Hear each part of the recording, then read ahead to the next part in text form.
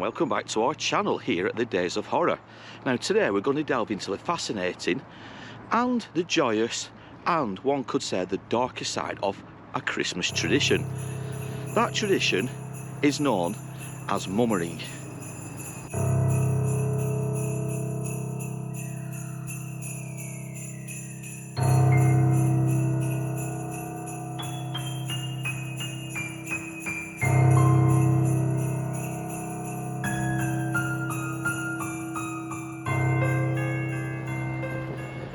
Now the word mummer, many seem to think it could come from the French word mommer, which means to mask oneself.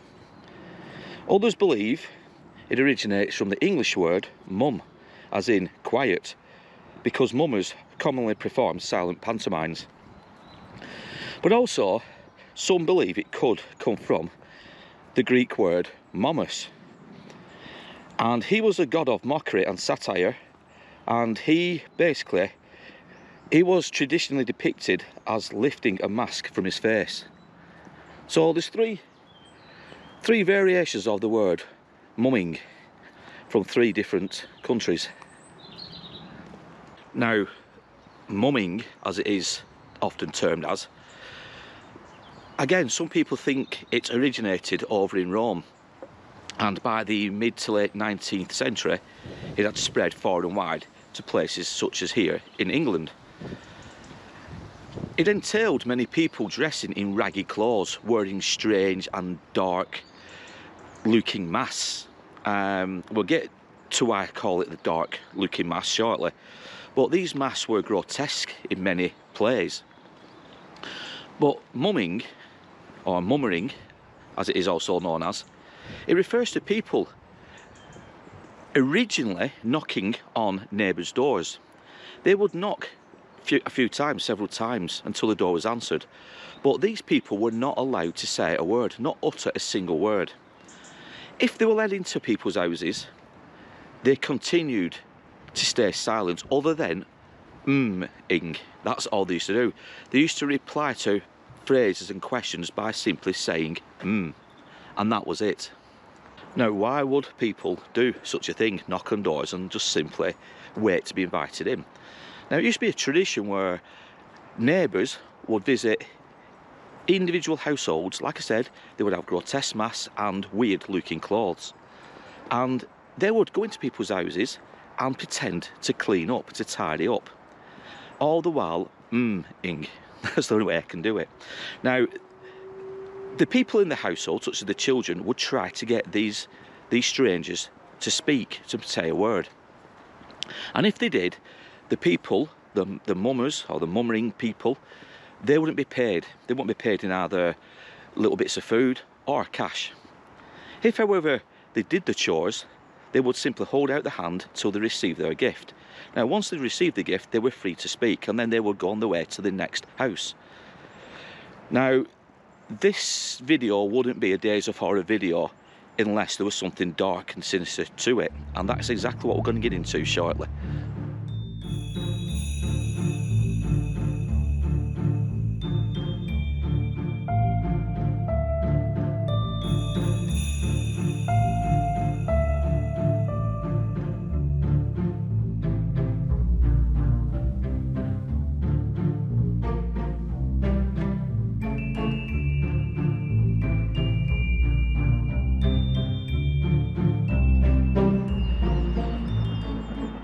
It was as late as the 1960s when mumming could still be seen here in and around Lancashire, the surviving villages and mill towns all around the county. And the Rochdale mummers in particular visited houses at New Year on Old Christmas Day. Now they would have their faces covered in ashes and soot, collecting money for charities. And this is what I meant about darkened faces. Now there is a phrase that obviously we won't say here on the channel, but it does involve darkening of the face. And this is what the Rochdale mummers used to do. They would use soot to make their faces a lot darker. Now obviously mummering would also have its darker side, and other than its joyous, joyful and fun meaning to it, where people raise money for either themselves or for charities, there was also a darker side. And that darker side would be helped by the fact that these people would have their faces covered with a mask to hide their identity.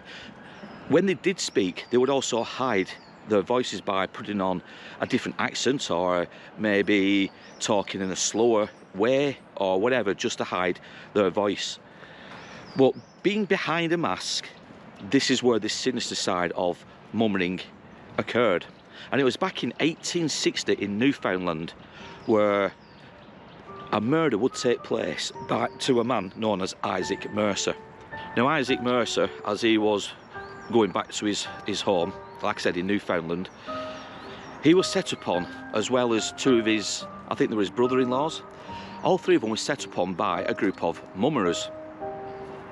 And Isaac took the worst of the beatings. His other two companions, his brother-in-laws, they would survive. But a law was enacted back in 1861 to ban all mummering events. So basically this one event would become the beginning of the end to mummering in Newfoundland. Now mummerers, or mummers, were sometimes often seen as overly mischievous and were even violent at times, as we have touched upon with the story of Isaac Mercer. And people sometimes used to use this tradition just to get back at somebody who they perceived maybe have wronged them at some point. And if you had a grudge against someone throughout that year, obviously this will be the time to carry out acts of revenge. And people, and especially back in the earlier days of mummering, they would carry items, sticks, scythes and other instruments which could be used to place harm on other people. And it was during the Middle Ages when mumming was associated with a lot of chaos. But obviously throughout the years, mumming itself would evolve. And out of these old traditions, the way mumming would evolve would see people, like I said, they would blacken their faces or wear grotesque masks.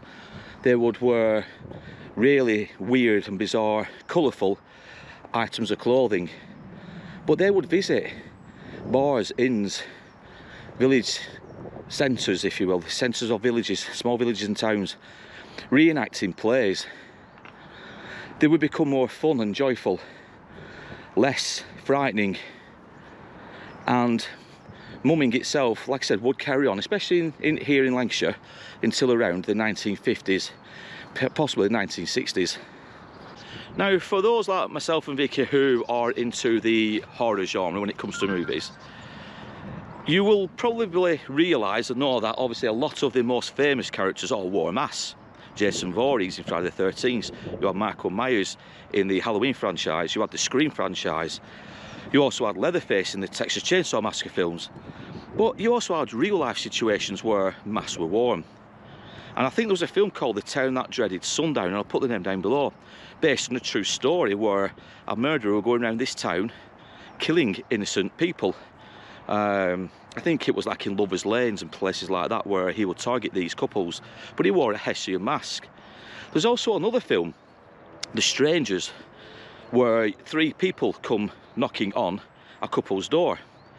And if I remember rightly, I'm not too sure, but I don't really think they say too much in the film itself, they stay silent.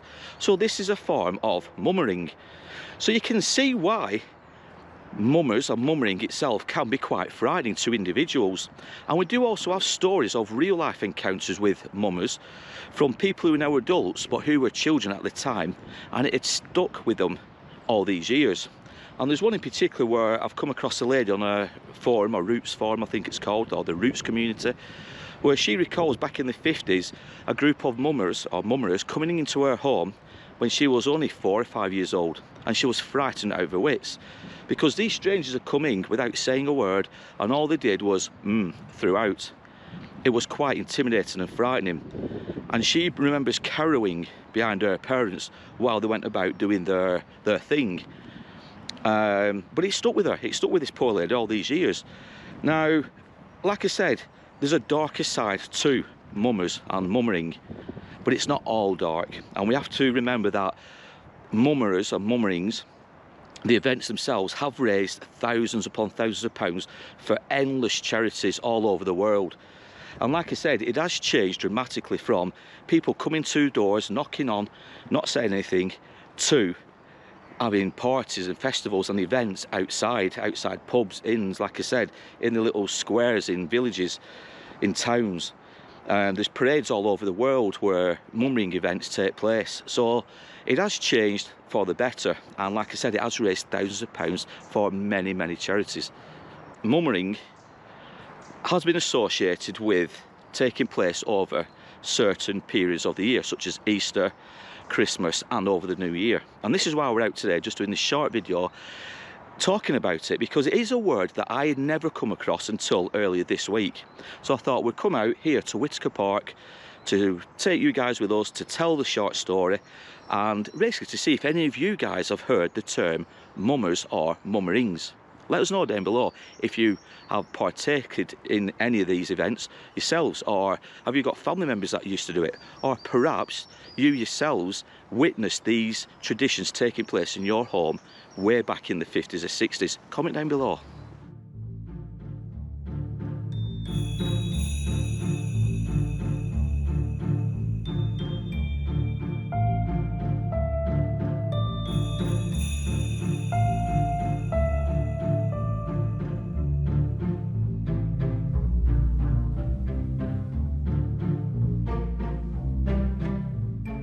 Right, when we say about the mummers and how they used to darken their faces, I'm going to show you guys a photograph, and they're called the Rosendale, I think it's Cotton Nutters, in 1907.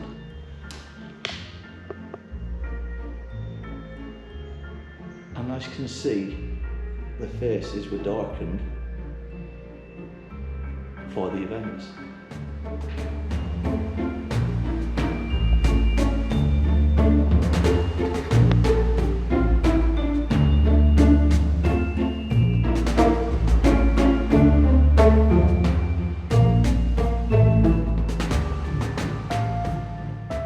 Now what I can't get out of my own head is, when it comes to donning face masks and dressing in bizarre clothes and obviously changing the way you speak, it does kind of hide that person, doesn't it?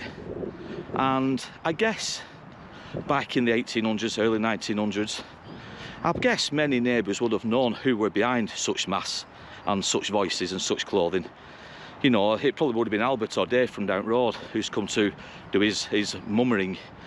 But as for these stories of ill will and revenge, I can kind of see that happening as well. Because like I said, if people are hiding behind masks and say they don't say anything, say they've padded themselves out with more clothing, it would be hard to identify who that person is. So I guess attacks could well have been commonplace even here in the United Kingdom. But like I said, we've not come across any such cases in the local newspapers or any older newspapers. But I'm not going to say that they never happened. But like I said, nothing was reported. But to be honest, you don't actually need to have any ill fate happening just for somebody to come with a mask and stay there saying nothing. Can be freaky enough to freak you out and stay with you for a long time. Well, this is what I said about the article of the lady who grew up with it at the back of her head. She was a young child and these strangers came into the house and it stayed with her until recent day kind of thing, you know, from the 50s. So it's going to scar young children for sure. Even adults. And adults, exactly, because it could be anybody who's knocking on that door. But like I said, thankfully there's no reported incidents of any major trouble. But they were mischievous. So I mean, these plays are mischievous plays that they do in the streets. And the fun. And the fun, the mischievous, and people are behind masks, but it's done for the right reasons in present day mummering. But it's a fascinating story, and it is quite in depth, probably too in depth for one video, but we do hope you enjoyed it nevertheless. Like I said, it's a word I'd never come across until earlier, well I should say last week, started last week. But people who I work with seem to know it, so You know, it can't be that uncommon of a word. A certain generation. But it was a certain generation, as Vicky's just said. So whilst this video today, guys, might be a short one, it's one I wanted to record because I'd never come across the word mummers or mummering before. And it's a dying tradition from all accounts. Now I know, like I said during the video, the term and the way it's all done has evolved over the years. I don't think anybody goes knocking on neighbours' doors anymore. They dart their faces and they wear these weird masks and weird outfits. I don't think that happens anymore. I could be wrong. If it does, comment down below. But it is more about parades, bands, plays, and like I said, there is money, as I said before, for many charities, so it's all for a good cause. But we do have to remember that there was a darker side to it at one stage. Now luckily and thankfully, these darker sides of the mummers were very, very rare, such as the murder of Isaac Mirza back in Newfoundland. Now I don't think there was any other recorded murders, and especially I don't think there was any here in England. I could be wrong again, but we've scoured the old archives and we've delved deep into it and we can't find any other similar stories. So the one that took place back in 1860, I should add, was an extreme rarity. I know poor fellow lost his life for all the wrong reasons, but thankfully it never occurred on British soils. But again, I could be wrong, and stories such as Isaac's may well be out there. Now if you enjoyed today's video, and I'm out of breath because I've just walked up a steep hill, but if you did enjoy today's video, please give us a thumbs up. Tell us what you think of the mummers and mummerings. And like I said, are you part of a group that perhaps still holds that tradition to this day? Comment down below. But in the meantime, myself and Vicky, we're going to shoot off, investigate another story, local story. But in the meantime, I want you to take care, look after yourselves, and we will be back soon with other tales from a dark but at times glorious past. Stay safe, stay curious, everybody.